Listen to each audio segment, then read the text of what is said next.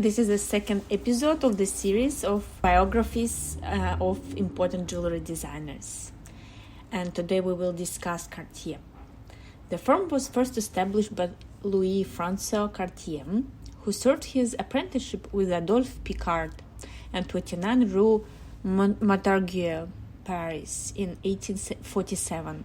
The firm soon distinguished itself for originality and soundness of taste. In 1853, the workshop was transferred to 5 Rue New Député, and business quickly prospered with the support of important clients, such as the Countess of Nuremberg, Princess Mathilde, cousin of Napoleon III, and the Empress Eugenie, producing jewels of exceptional taste but modest size, small emeralds, amethyst, pearls and garnets set in silver and gold. The firm also offered simple silver objects. The business was run on patriarchal principles, with Louis-François Cartier at the head and his son Alfred in charge of the gemstones. An expert in precious gemstones, talented artist and businessman, Alfred Cartier was soon recognized throughout Europe. Following the French defeat at Sedan in 1870, the disruptive policies of the Commune ruined the Cartier business. Alfred Cartier sought refuge in England and temporarily established his business in London. In 1874, he took over his father's business in Paris with the intention of re-establishing the firm under the Third Republic. By now, a combination of aristocratic families and well-off members of the middle classes, including bankers and industrialists, were main clientele. In 1898, the firm moved to 13 Rue de la Paix, the to premises of the world's most famous couturier of the time,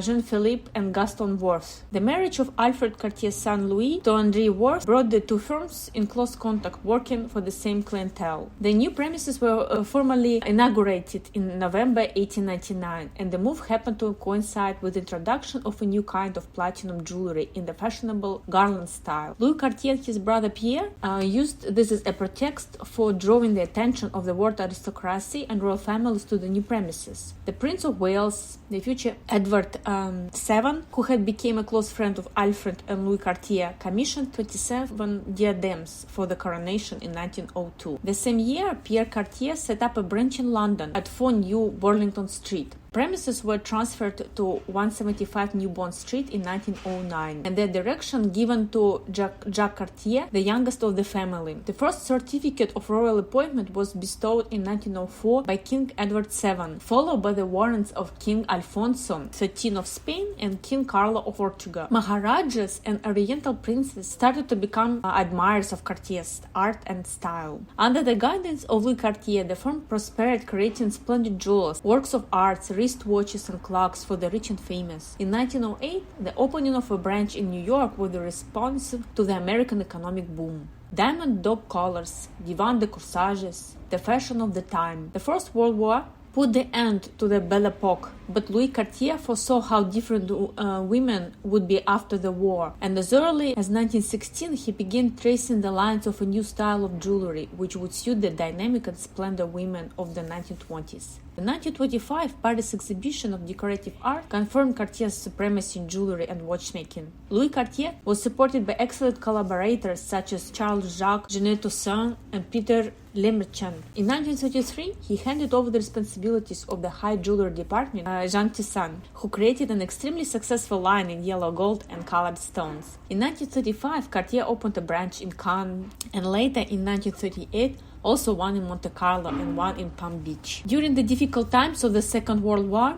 it was Jeanne Toussaint and her team who assumed responsibility for the Rue de la Paix business, while Pierre and Louis Cartier were in New York and Jacques in St. Moritz. Louis Cartier and his younger brother Jacques died within 6 months in 1942. Jacques Cartier's son, Jean-Jacques, assumed responsibility for New Bond Street. Louis Cartier's son Claude managed Cartier Paris for a few months in 1946 before returning to New York. Paris became the fief of Pierre Claudel, Pierre Cartier's son-in-law. During the following decades, responsibilities were transferred, and finally Paris, London, and New York were assigned to different groups. In 1970, a branch was opened in Geneva and one in Hong Kong. In 1971, another was opened in Munich. In 1972, Robert Hooke became president of Cartier Paris. In cooperation with Alain Perrin, he established the doctrine of Les Mas de Cartier, which which enabled mass boutiques selling jewels in more affordable prices to be opened around the world. In 1973, a branch was opened in Tokyo, and in the same year, Robert Hawke acquired the management of Cartier London and entrusted to his daughter Nathalie the responsibility for high fashion jewelry and the supervision, together with Alain Perrin, of the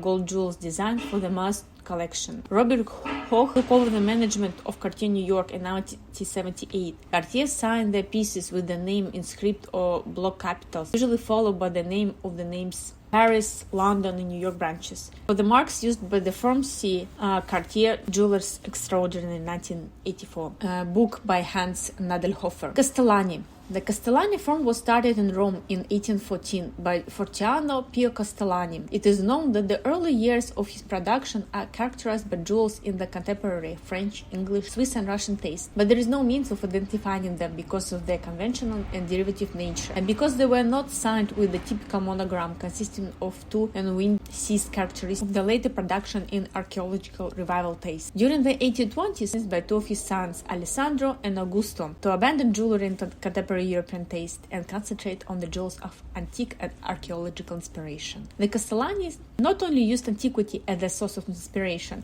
but also studied revived the goldsmith techniques of the past and concentrated on the difficult task of rediscovering the secret of Etruscan granulation, achieving good results, probably working with a technique similar to that used by Etruscans. Castellani's replicas and creations were based on original pieces such as those found in excavation of Cerveteri, Volci, Chuisi, Orvieto, and Tarquania. In addition to Castellani's, linked by close bonds of friendship to the Cavaliere Campana, the director of the Sacro Monte di Pieta di Roma helped and directed him in the formation of his important collection of works of art, which included hundreds of Greek, Etruscan, and Roman jewels. This puts them in the very privileged position of making commercial pastiches based on the Campana collection originals and becoming famous throughout Europe and revivalist jewelers. The Castellani production is celebrated for jewels in Greek, Roman, and Etruscan taste, often set with Roman mosaic plaques or mounted with antique intaglios or coins. In the late 1860s, they extended their archaeological production to include Byzantine and Merovingian styles. When Fortiano Pio died in 1865, the Rome workshop passed to Augusto, a keen classical historian and honorary director of the Musei Capitolini. The original shop of Via del Corso was moved in 1853 to Via Poli, and from there 86 Piazza Fontana di Trevi in 1881.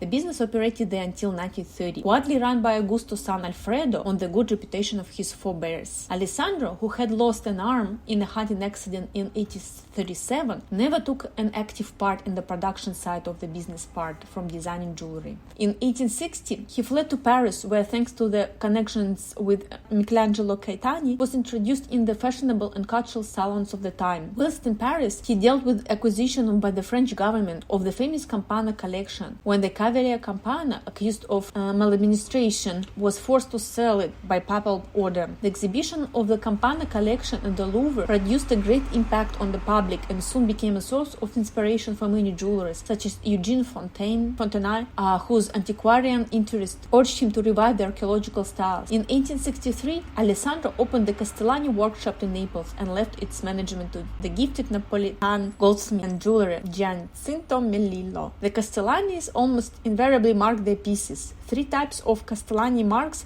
are known. The first monogram consisting of two entwined C's. The second mark consists of the simple monogram. The third and rarest mark consists of monogram ACC, which is possibly associated only with the work of Alessandro Castellani. Civilotti Antonio, a Roman jeweler and goldsmith renowned for his work in archaeological and Renaissance revival styles. In 1830, he first established his premises in 128 Via del Corso, and in 1857 moved to 18 Via de Canestrari, where he remained until 1870.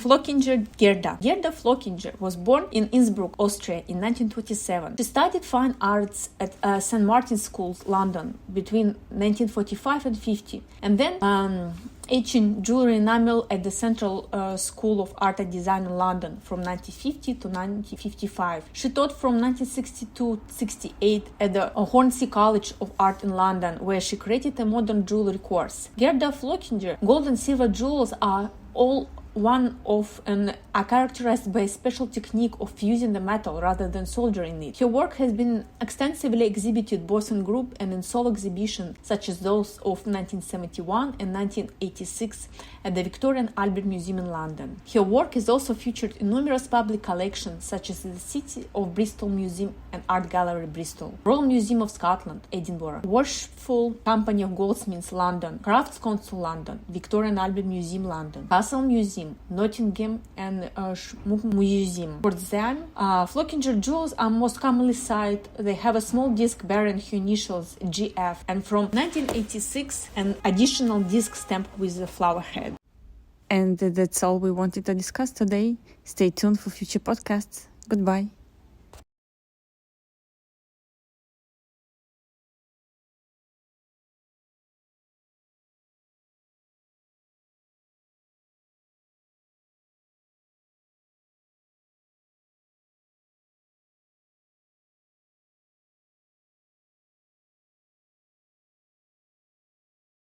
Michelangelo Caetani, Duke of Moneta, Fortunato Pio Castellani, Archaeological Revival.